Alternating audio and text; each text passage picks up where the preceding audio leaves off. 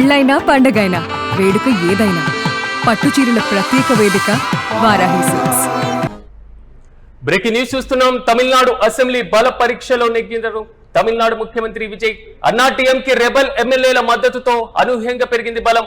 అయితే బల నిరూపణకు అవసరమైనటువంటి మెజార్టీ కన్నా అధికంగా విజయ్ కు మద్దతు లభించింది.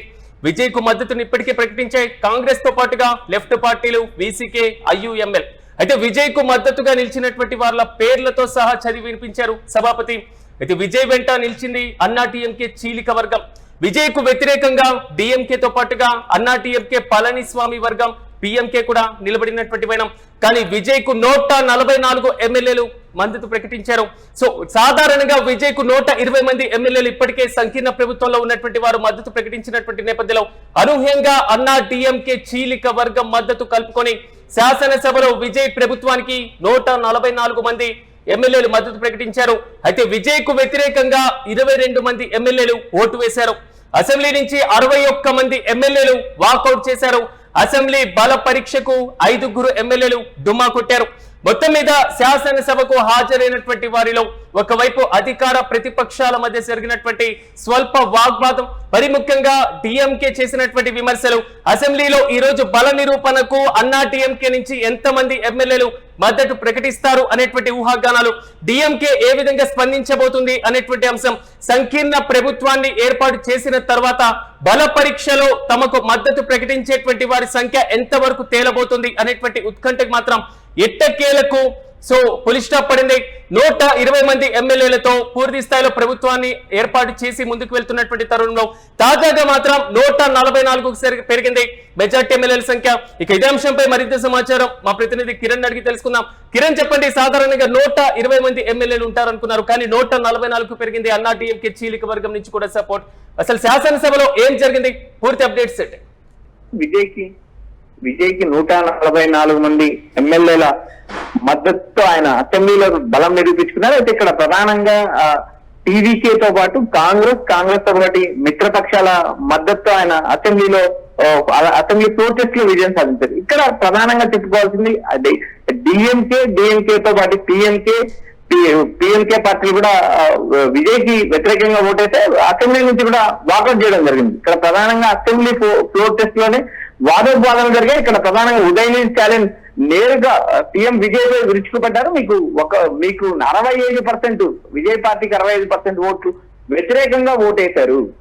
అటు ఏదైతే పళనిస్వామి కూడా నేరుగా విజయ్ పై విమర్శలు కురిపించారు. 66% ఓటర్లు మీకు వ్యతిరేకంగా ఓటేశారు. మీకు అన్ని జిల్లాల్లో కూడా స్థానాలు దక్కలేదు. అదేవిధంగా మీకు మెజారిటీ ప్రజలకు ఓటేయలేదంటూ ప్రతిపక్షాలు విమర్శలు కురిపించారు. మరోపక్క ఇప్పటికే విజయ్ తన జ్యోతిష్యుని ఓఎస్సీగా నియమించడంతో కూడా నేరుగా డిఎండికే అధినేత ప్రేమలతో కూడా విరుచుకుపడ్డారు. మొదటి రోజే తమిళనాడు అసెంబ్లీ ఫ్లోర్ టెస్ట్ లోనే నేరుగా వాదోపవాదనలు అధికార పార్టీపై నేరుగా ప్రతిపక్షాలు విరుచుకుపడుతున్నాయి. అయితే ఇక్కడ ప్రధానంగా విజయ్ ఫ్లోర్ టెస్ట్ లో విజయం సాధించారు. అన్నా డిఎంకే తిరుగుబాటు ఎమ్మెల్యేలు దాదాపు 27 మంది విజయ్ కి అనుకూలంగా ఓటేశారు.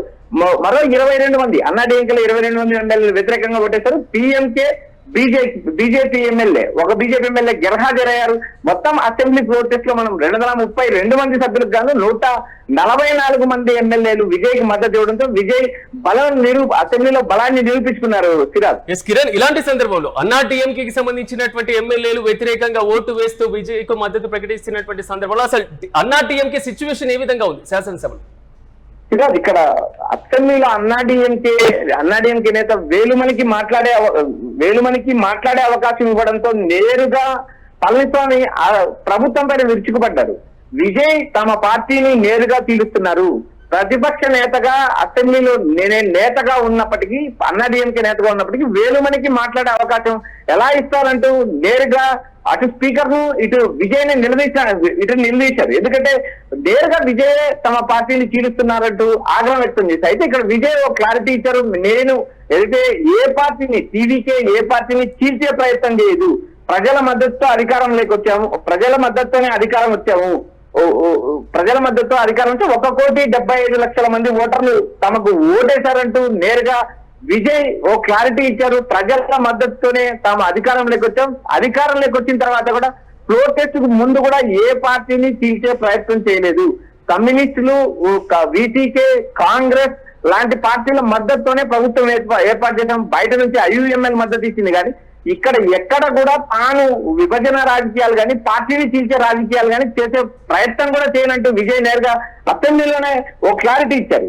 ఇక్కడ అధికార ప్రతిపక్ష పార్టీల మధ్య మాటల యుద్ధం మొదటి రోజే మొదలైందని చెప్పచ్చు. ప్రొటెస్ట్ లోనే మొదలైందని చెప్పారు. ఎందుకంటే ఇక్కడ పళనిస్వామి కూడా నేరుగా మీకు 66% ఓటర్లు వ్యతిరేకంగా ఓటు వేశారు, విజయ్ ఓడిపోతారనే నేపథ్యంలోనే 2 చోట్ల పోటీ చేశారంటూ విరుచుకుపడ్డారు. అయితే ఇక్కడ సంక్షేమ పథకాలు అయితే ఇక్కడ ఓ క్లారిటీ ఇచ్చారు విజయ్. గత డిఎంకే ప్రభుత్వంలో కొనసాగుతున్న సంక్షేమ పథకాలన్నీ కొనసాగిస్తామంటూ క్లారిటీ ఇచ్చారు. అయితే ఈ క్లారిటీతో అప్పటికే అసెంబ్లీ నుంచి కూడా డిఎంకే ఎమ్మెల్యేలు వాకౌట్ చేశారు. వాకౌట్ చేసే వరకు సిచ్యువేషన్ ఎందుకు వచ్చింది? అత్యంత కీలకంగా బల పరీక్ష జరిగేటువంటి రోజు, సో ప్రభుత్వం తన బలాన్ని నిరూపించుకునేటువంటి రోజు. ఇలాంటి సందర్భంలో డిఎంకే అసలు ఎందుకు వాకౌట్ చేయాల్సి వచ్చింది? 2 స్పీకర్ కూడా పేర్లను చదివి వినిపించినట్లుగా తెలుస్తుంది. సాధారణంగా హెడ్ కౌంట్ మాత్రమే చేసి బల పరీక్షను కంప్లీట్ చేసేటువంటి ప్రాసెస్ కూడా మనం చూస్తూ ఉంటాం.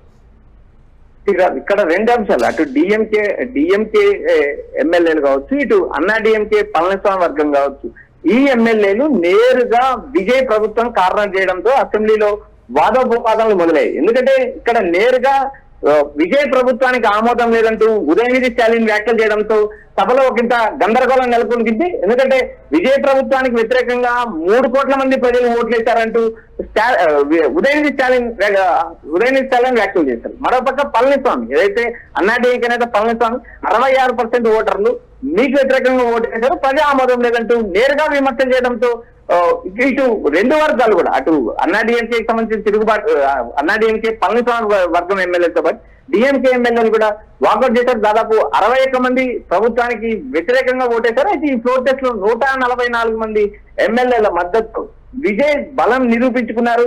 విజయ్ తమ ప్రభుత్వం 5 ఏళ్లు కొనసాగుతుంది, శాంతి భద్రతలకు ప్రాముఖ్యత ఇస్తాం, ఇచ్చిన హామీలు నెరవేరుస్తాం, గత ప్రభుత్వం ఇచ్చిన సంక్షేమ పథకాలను కూడా కొనసాగిస్తామంటూ అసెంబ్లీలో స్పష్టమైన ప్రకటన జారీ చేశారు. Right Kiran, thank you. మొత్తం మీద అసెంబ్లీలో బల పరీక్షలో నెగ్గారు తమిళనాడు ముఖ్యమంత్రి విజయ్. అన్నాడీఎంకే రెబల్ ఎమ్మెల్యేల మద్దతుతో అనూహ్యంగా ఒక్కసారిగా బలం పెరిగినటువంటి వైనం కనబడుతుంది. బల నిరూపణకు అవసరమైనటువంటి మెజార్టీ కన్నా అధికంగా విజయ్ కు మద్దతు లభించింది. సో విజయ్ కు మద్దతు ప్రకటించారు కాంగ్రెస్ తో పాటుగా సిపిఐ, సిపిఎం లెఫ్ట్ పార్టీలు, మరి ముఖ్యంగా వీసీకేతో పాటుగా ఇండియన్ యూనియన్ ముస్లిం లీగ్ పార్టీలు. సో ఈ అన్ని పార్టీలు కలిపి కాంగ్రెస్ 5 స్థానాలు, సిపిఐ, సిపిఎం 2 కలిపి 4 స్థానాలు, వీసీకే 2 స్థానాలు, ఐయుఎంఎల్ 2 స్థానాల్లో పోటీ చేసి పూర్తి స్థాయిలో విజయం సాధించి కూడా అంటే ఆల్మోస్ట్ ప్రభుత్వానికి మద్దతు ప్రకటించినటువంటి వైనం, సంకీర్ణంలో భాగస్వాములైనటువంటి వైనం. అయితే విజయ్ కు మద్దతుగా నిలిచినటువంటి వాళ్ళ పేర్లను కూడా చదివి వినిపించారు స్పీకర్. ఒకసారి మనం స్క్రీన్ మీద చూసుకుంటున్నట్లుగా అసెంబ్లీలో బల పరీక్ష నిర్వహించిన తర్వాత విజయ్ ప్రభుత్వానికి అనుకూలంగా 144 మంది ఎమ్మెల్యేలు మద్దతు ప్రకటించారు.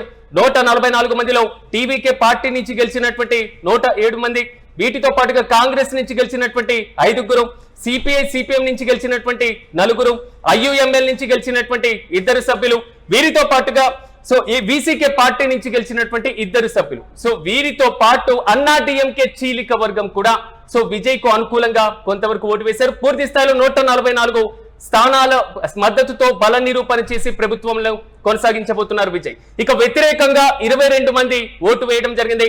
అన్నా డిఎంకేలో ఉన్నటువంటి పళనిస్వామి వర్గం దీంట్లో ప్రధానంగా మనం చెప్పుకోవచ్చు. ఇక మొత్తం 5 సభ్యులు గైర్హాజరైనట్లుగా తెలుస్తుంది. అత్యంత బల నిరూపణ చేసుకుంటున్నటువంటి ఈ సమయంలో 5 శాసనసభ్యులు సభకు రాకపోవడం కూడా చర్చనీయాంశంగా మారింది. మరోవైపు డిఎంకేకి సంబంధించినటువంటి సభ్యులతో పాటుగా మరికొంతమంది కూడా వాకౌట్ చేసినట్లుగా తెలుస్తుంది. మొత్తం 61 మంది ఎమ్మెల్యేలు ఈ రోజు సభ నుంచి వాకౌట్ చేశారు. సభ ప్రారంభమైనటువంటి తొలి రోజే సో కొంతవరకు వాగ్వాదం చోటు చేసుకోవడం జరిగింది. గత ప్రభుత్వ హయాంలో ఏదైతే సంక్షేమ పథకాలు అమలు చేశామో మేము కూడా అమలు చేస్తామని విజయ్ చేసినటువంటి స్టేట్మెంట్ కానివ్వండి, మరి ముఖ్యంగా డిఎంకే వర్సెస్ టీవీకేగా సాగినటువంటి వైనం, సభలో అన్నా డిఎంకే ఎమ్మెల్యేలను లాక్కుంటున్నారంటూ అన్నా డిఎంకే నుంచి వచ్చినటువంటి అబ్జెక్షన్, ఈ మొత్తం వ్యవహారంతో మాత్రం తమిళనాడు శాసనసభ తొలి రోజు కొంతవరకు వాగ్వాదాల పర్వం కొనసాగింది. బల నిరూపణలో ఎట్టకేలకు విజయ్ గెలిచారు. ముఖ్యమంత్రిగా ఆయన పదవిని పూర్తి స్థాయిలో భద్రంగా పరుచుకుంటున్నారు. మరి ముఖ్యంగా చెప్పుకోవాలంటే విజయ్ వెంట అన్నా డిఎంకే చీలిక వర్గం కూడా నిలిచినటువంటి పరిస్థితులు మనం చూస్తున్నాం. విజయ్ కు వ్యతిరేకంగా ఓవైపు డిఎంకే ఏఐడిఎంకేకి సంబంధించినటువంటి పళనిస్వామి వర్గం పిఎంకేలు కూడా ఉన్నాయి. అయితే మొత్తం 144 మంది ఎమ్మెల్యేలు విజయ్ కు మద్దతు ప్రకటించారు. వ్యతిరేకంగా 22 మంది ఓటు వేశారు. ముందు నుంచి కూడా అసలు శాసనసభలో ఏం జరగబోతుంది, ఎలా జరగబోతుంది అనేటువంటి ఉత్కంఠ కొనసాగుతుంది. ఒక్కసారి ఈ రోజు బల నిరూపణ సందర్భంగా తమిళనాడు శాసనసభలో ఏం జరిగిందో ఓసారి చూద్దాం. கிருஷ்ணமூர்த்தி மக்களே மக்களுக்காக மக்களால் நடத்தும் ஆட்சி மக்களாட்சி என்றார் அமெரிக்க முன்னாள் குடியரசுத் தலைவர் திரு அப்ரஹாம் லிங்கன். இன்றைக்கு அமைந்துள்ள மக்களாட்சி மலர்வதற்கு மக்களிடம் உள்ள பெரும் எதிர்பார்ப்பு, அவர்களுடைய எதிர்பார்ப்புகளை இப்பேரவையின் கவனத்திற்கு கொண்டு வந்து அதனை செயல்படுத்துவதற்கான திட்டங்களை சட்டங்களை அமல்படுத்த வேண்டிய பொறுப்பு இப்பேரவைக்கு உள்ளது. அதிகமான மக்கள் அதிக நன்மைகளை இந்த ஆட்சி காலத்தில் நன்மை பெற்றுள்ளார்கள் என்கிற வகையில் நம்முடைய செயல்பாடுகள் அமைய வேண்டும். இங்கே அனைவரும் சமம்.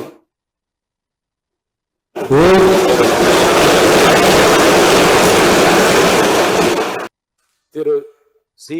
ஜோசப் விஜய் அவர்களை முதலமைச்சராக கொண்ட அமைச்சரவை மீது இப்பேரவை தனது நம்பிக்கையை தெரிவிக்கிறது என்னும் தீர்மானம் பேரவையின் முடிவுக்கு விடப்பட்டு வாக்குகள் பின்வருமாறு எண்ணி கணிக்கப்பட்டன. தீர்மானத்தை ஆதரித்தோர் 144, தீர்மானத்தை எதிர்த்தோர் 22, நடுநிலை வகித்தோர் 5. தீர்மானத்தை ஆதரித்தோர் அதிகமாக இருப்பதால் மாண்புமிகு முதலமைச்சர் அவர்களின் தீர்மானம் நிறைவேறியது, வெற்றி பெற்றது. மாண்புமிகு முதலமைச்சர் அவர்களின் தீர்மானம் வெற்றி பெற்றது என பேரவைக்கு அறிவிக்கிறேன். அமர். ఇది తమిళనాడు శాసనసభలో చూస్ చేసుకున్నటువంటి విజయం. ఎందుకంటే బల నిరూపణ సందర్భంగా సభానాయకుడిగా ఎన్నికైనటువంటి నేత, సభాపక్ష నేతగా ఎన్నికైనటువంటి నేత, ముఖ్యమంత్రిగా ఎన్నికైనటువంటి నేత తన బల నిరూపణను నిరూపించుకోవాల్సినటువంటి ఒక రాజ్యాంగబద్ధమైనటువంటి ప్రక్రియ. సో స్పీకర్ అనౌన్స్ చేశారు, 144 మంది ఎమ్మెల్యేలు మద్దతు ప్రకటించారు. సో సభ మొత్తం కూడా ఏదైతే టీవీకే పార్టీతో పాటుగా అధికార సంకీర్ణ ప్రభుత్వంలో ఉన్నటువంటి పార్టీ సభ్యులే కూడా హర్షధ్వానాలు వ్యక్తం చేయడం, ఈ మొత్తం కూడా ఈ రోజు జరిగినటువంటి శాసనసభ అంశాలపైన మరింత సమాచారం మా కొలీగ్ మురళి అందిస్తారు. మురళి, చెప్పండి, అసలు శాసనసభలో ఈ రోజు 5 గైరు హాజరైనట్లుగా తెలుస్తుంది. కానీ వీటిలో పిఎంకే ఒకళ్ళు, బీజేపీ ఒక్కళ్ళు కూడా ఉన్నారు. బీజేపీ కూడా ఒక శాసనసభ్యుడు శాసనసభకి ఈ రోజు రాలేదు. అసలు ఈ రోజు సభలో ఏం జరిగింది, పూర్తి అప్డేట్స్ ఏంటి? మొన్నటి వరకు జరిగినటువంటి రాజకీయాలు వేరు, ఈ రోజు తమిళనాడు అసెంబ్లీలో జరుగుతున్నటువంటి నిజమైన రాజకీయంగా కూడా చెప్తున్నటువంటి పరిస్థితి అయితే ఉంది. బల నిరూపణకు సంబంధించి చర్చ జరుగుతుంది అనుకున్నటువంటి సమయంలో చోటు చేసుకున్న పరిణామాలు మనం చూస్తున్నాం. చాలా ఆసక్తిగా నిజమైన రాజకీయ విమర్శలు, ప్రతి విమర్శలు అనేది ఇక్కడ చూస్తున్నాం. విజయ్ హుందా రాజకీయాలు చేస్తాడని అనుకున్నాం, కానీ ఈ తరహా సోఫా సెట్ రాజకీయాలు చేస్తాడని అయితే మేము అనుకోలేదనేటువంటి మాట.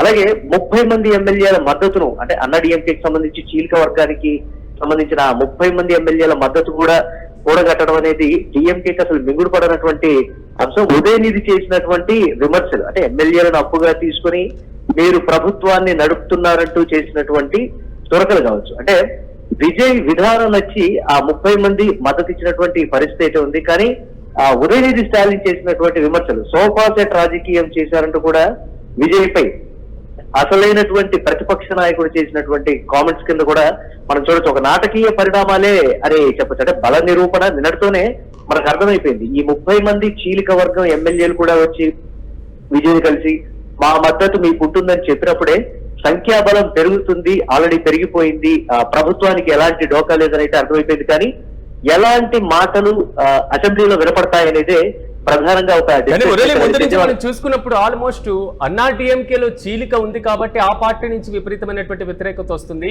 సో వాగ్వాదం, ఈ విమర్శల్లో అన్నాడీఎంకేది పై చేయి ఉంటుందనేసి. కానీ డిఎంకే ప్రధాన ప్రతిపక్షమైనటువంటి రోల్ అయినప్పటికీ అసలు ఈ సోఫా సెట్ రాజకీయం పూర్తి స్థాయిలో వాకౌట్ చేయడం అంత వరకు పరిస్థితి రావడానికి కారణం ఏంటి?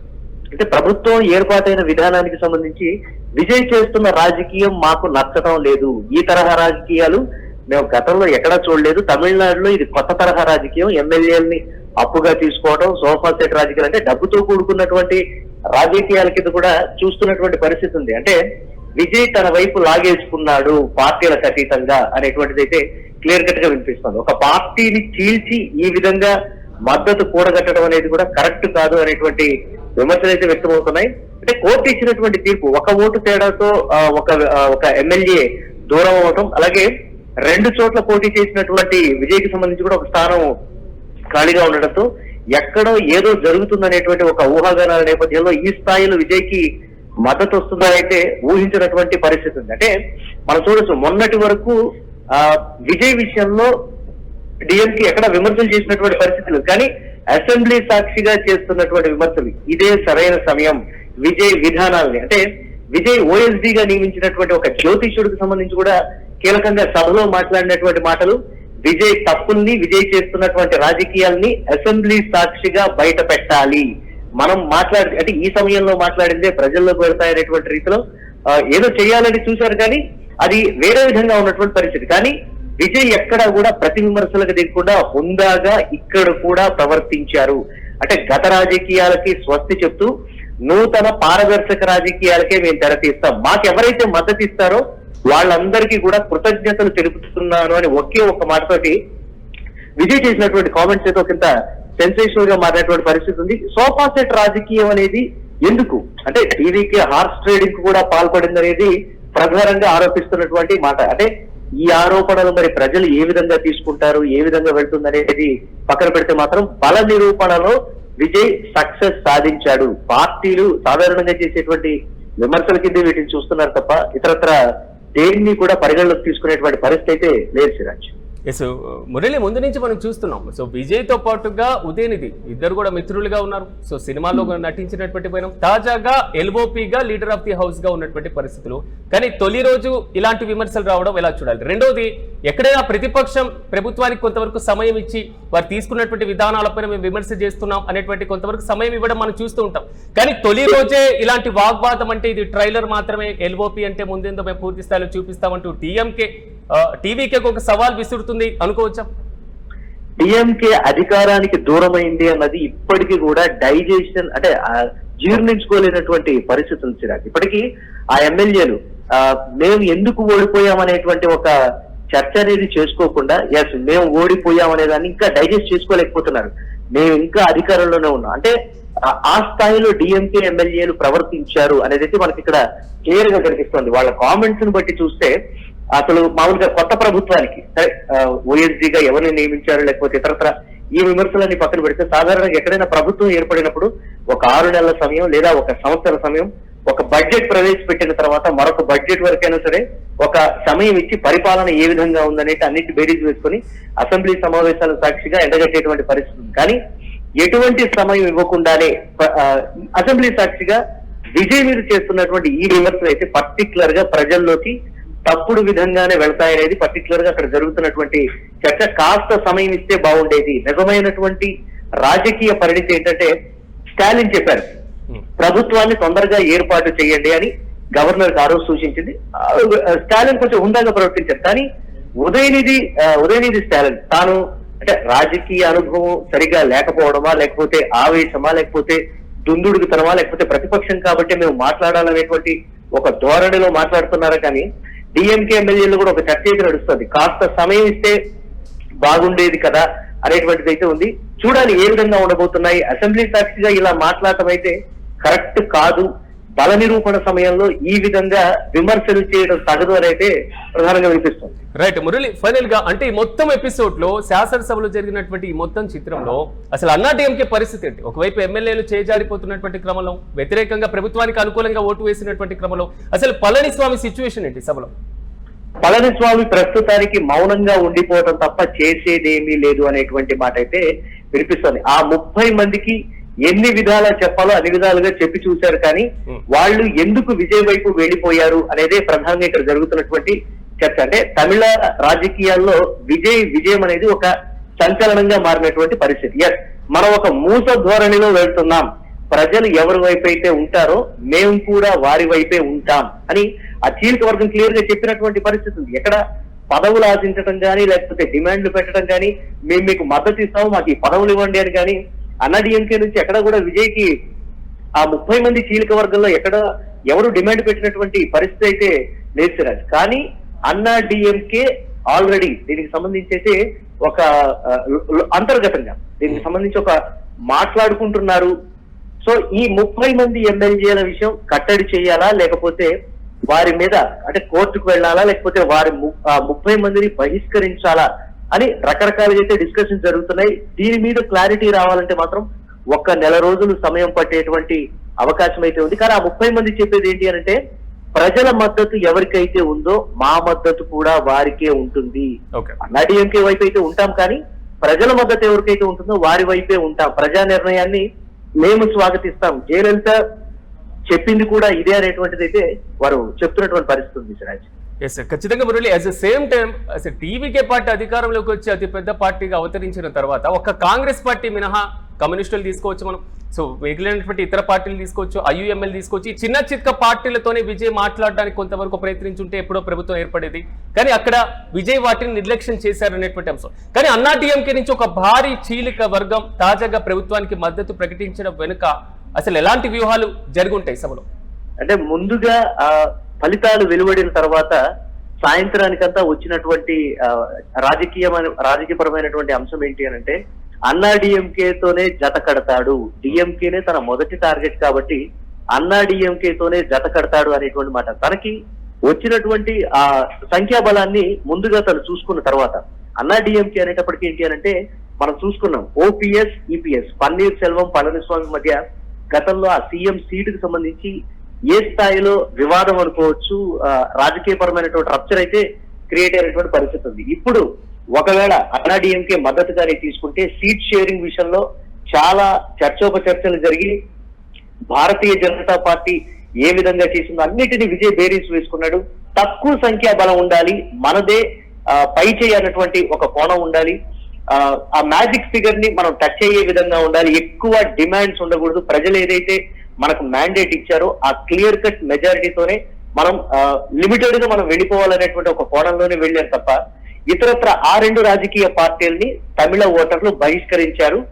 నాకు అంటే కొత్త విధానానికి నాంది పలికారు కాబట్టి ఆ పార్టీలతోటి నేను కలవకూడదు, పర్టికులర్ గా అది డిఎంకే కావచ్చు అన్నా డిఎంకే కావచ్చు, వాటికి విరుద్ధంగా మనం కొత్త పంథాలు వెళదాం అనేటువంటి విధానమే తప్ప ఇతరత్ర ఏమి కాదు. అన్నా డిఎంకేలో ఉన్నటువంటి ఆ 30 మంది కూడా ప్రజలు వినూత్నంగా మనకి తీర్పిచ్చారు. సో మనం కూడా దాన్ని గౌరవిద్దాం. విజయ్కి ఇప్పుడు మనం ఆ 30 మంది ఆలోచన ఏంటంటే విజయ్కి మనం ఇప్పుడు మద్దతు ఇస్తే దీనికి సంబంధించి నియోజకవర్గాల్లో ఎంతో కొంత అంటే యువ ఓటర్లు కావచ్చు, ఓటర్లు ఆలోచించే విధానానికి మనం దగ్గరగా ఉంటారనేటువంటి ఆ కోణానికి కూడా ఈ మొత్తం పొలిటికల్ యాంగిల్ లోనే చూస్తూ ఉన్నారు. ఒక్కసారి మనం ఫైనాన్స్ సిస్టమ్ దగ్గరకు వచ్చేద్దాం. అంటే డిఎంకే ఆల్మోస్ట్ ఓడిపోయిన తర్వాత మా ప్రభుత్వ హయాంలో మేము ఇంప్లిమెంట్ చేసినటువంటి పథకాలను మీరు అమలు చేయండి అంటూ కూడా ఒక బహిరంగంగా చెప్పింది, కొంతవరకు విమర్శనాత్మకంగా కూడా మాట్లాడినటువంటి తీరు. కానీ ఇప్పటికే టీవీకే ఇచ్చినటువంటి మేనిఫెస్టోతోనే తమిళనాడు ఆర్థిక వ్యవస్థ పైన భారీ భారం పడుతుంది అనుకుంటున్న తరుణంలో ఈరోజు సభలో గత ప్రభుత్వ పథకాలను కూడా మేము ఇంప్లిమెంట్ చేస్తామని విజయ్ అన్నారు. అసలు ఎలా ఈ మొత్తం సాధ్యమవుతుంది అనుకుంటూ విజయ్ అంటే ఈ విధంగా స్టేట్మెంట్ ఇచ్చారనుకోవచ్చు? తమిళనాట అంటే దేశంలో మొట్టమొదటిసారిగా ఉచితాలు తాయిలాలు ఇంట్రడ్యూస్ చేసింది ఎవరు అని అంటే తమిళనాడు పేరే పర్టికులర్ గా వినిపిస్తున్నటువంటి పరిస్థితి ఉంటుంది సార్. ఎక్కడ తమిళనాడు ప్రభుత్వంలో ఇచ్చినటువంటి హామీల్ని విస్మరించిన పరిస్థితి లేవు. సరే రాష్ట్ర ప్రభుత్వం మీద ఖజానా మీద ఎంత భారం పడుతుంది లేకపోతే రాష్ట్ర అప్పుల సంఖ్య ఎంత అవుతుంది అనే దాని గురించి ఆలోచించే పరిస్థితి లేదు. గతంలో అమ్మ క్యాంటీన్ పెట్టింది జయలలిత. సో జయలలిత పెట్టినటువంటి అమ్మ క్యాంటీన్ తదనంతరం డిఎంకే అధికారంలోకి వచ్చిన తర్వాత ఆ క్యాంటీన్ యాజ్ డీస్ గా నడిపించినటువంటి పరిస్థితి ఉంది. ఇతరత్ర పథకాలు కాకపోతే 1-2 అంటే అంతకన్నా అద్భుతమైన పథకాలు, లబ్ధి చేకూరేటువంటి పథకాలు. సపోజ్ ఒక 2,000 రూపాయలు ఒక మహిళకి ఇచ్చేటువంటి పరిస్థితి ఉంటే దాన్ని 2,500 రూపాయలు మేము ఇస్తామని ఇంప్లిమెంట్ చేసి ఇచ్చిన పరిస్థితులే ఉన్నాయి తప్ప ఎక్కడా కూడా ఏ పార్టీ అధికారంలోకి వచ్చినా విస్మరించినటువంటి పరిస్థితి అయితే లేదు. సరే పన్నుల రూపాయలు అంటారా లేకపోతే ఇతరత్ర ప్రజల మీద అది భారం పడుతుంది, తిరిగి మేము ప్రజలకే ఇస్తున్నాం అనేటువంటి ఒక కోణానికి చెప్పినప్పటికీ ఇప్పటి వరకు కూడా అంటే విజయ్ ప్లాన్ మాత్రం చాలా క్లియర్ గా ఉన్నటువంటి పరిస్థితి. తను అధికారంలోకి రాగానే మత్స్యకారులకు సంబంధించి కేంద్రానికి లేఖ రాయడం, కేంద్రంతో సఖ్యతగా ఉండేటువంటి ప్రయత్నాలు చేయడం, కేంద్రంతో నిరంతరం టచ్ లో ఉండి తమిళనాడు ప్రజలకు ఏం కావాలో మేము దాన్ని డెఫినెట్ గా రాష్ట్రానికి కావాల్సినవి మేము తీసుకొని వస్తాం, సాధిస్తాం అనేటువంటి హామీతోనే తన ఎన్నికల్లో చెప్పినటువంటి విధానానికి సంబంధించి మాస్టర్ ప్లాన్ తో విజయ్ అధికారంలోకి వచ్చాడు. ఇక మీదట రాబోయే 5 సంవత్సరాలు కూడా ఒక మాస్టర్ ప్లానింగ్ తోనే విజయ్ వెళ్ళబోతున్నాడు అనేది క్లియర్ గా తెలుస్తోంది. Yes right Murali, thank you. మొత్తం మీద అసెంబ్లీలో బల పరీక్షలో నెగ్గారు తమిళనాడు ముఖ్యమంత్రి విజయ్. అన్నాడీఎంకే రెబల్ ఎమ్మెల్యేల మద్దతుతో అనూహ్యంగా ఒక్కసారిగా బలం పెరిగినటువంటి వైనాన్ని మనం చూస్తున్నాం. బల నిరూపణకు అవసరమైనటువంటి మెజార్టీ కన్నా అధికంగా విజయ్ కు మద్దతు లభించింది. విజయ్ కు మద్దతు ప్రకటించే ఇప్పటికే కాంగ్రెస్ తో పాటుగా లెఫ్ట్ పార్టీలు, వీసీకే, ఐయుఎంఎల్. అయితే విజయ్ కు మద్దతుగా నిలిచినటువంటి వారి యొక్క పేర్లను కూడా సహా చదివి వినిపించారు స్పీకర్. అయితే విజయ్ వెంట నిలిచారు అన్నాడీఎంకేకి సంబంధించినటువంటి చీలిక వర్గం. సో ఈ చీలిక వర్గం చేరికతో మొత్తం మీద ప్రభుత్వం యొక్క మెజార్టీ 144 స్థానాలకు పెరిగినటువంటి వైనాన్ని మనం చూస్తున్నాం. మొత్తం 5 సభ్యులు ఈ రోజు సభకు గైర్హాజరయ్యారు. గైర్హాజరైనటువంటి వారిలో పిఎంకే నుంచి ఒకరు, బీజేపీ నుంచి ఒక శాసనసభ్యుడు కూడా ఉన్నటువంటి పరిస్థితి. బల నిరూపణకు అవసరమైనటువంటి మెజార్టీ కంటే అధిక స్థానాలను సో టీవీకే ప్రభుత్వం సాధించినటువంటి వైనాన్ని మనం గమనిస్తున్నాం. అట్ ద సేమ్ టైం బల నిరూపణ సందర్భంగా శాసనసభలో చోటు చేసుకున్నటువంటి డిఎంకే వర్సెస్ ప్రభుత్వంగా మారినటువంటి తీరు, మరి ముఖ్యంగా ఉదయనిధి స్టాలిన్ ఎల్ఓపి హోదాలో చేసినటువంటి కామెంట్స్ మాత్రం కొంతవరకు ప్రకంపనలు రేపుతున్నాయి. సోఫా సెట్ల వ్యవహారాన్ని ఆయన ప్రధానంగా ప్రస్తావించడంతోనే తొలి రోజే శాసనసభ సమావేశాలు పూర్తి స్థాయిలో ఒక రణరంగాన్ని భవిష్యత్తులో ఎలా ఉండబోతున్నాయి అనేటువంటి ఒక ఊహాత్మకమైనటువంటి వాతావరణాన్ని తెరలేపినటువంటి వైనం. డిఎంకే ఎక్కడ తలొగ్గేది లేదు అన్నట్లుగా ఆయన కూడా సభ నుంచి వాకౌట్ చేసేశారు. దీంతో పాటుగా ఒకవైపు అన్నాడీఎంకేలో చీలిక వర్గం సహా పళనిస్వామి శాసనసభలో మౌనాన్ని మాత్రమే దాల్చినటువంటి వైనం మనకు కనబడుతుంది. ఓవరాల్ గా ఒకవైపు శాసనసభలో బల నిరూపణ, మరోవైపు ప్రతిపక్షం వాకౌట్, ఇటువైపు అన్నాడీఎంకేలో చీలిక వర్గం. తొలి రోజే శాసనసభలో మాత్రం ఒక హై డ్రామా వాతావరణం అయితే తమిళ రాజకీయాల్లో చక్కర్లు కొట్టింది.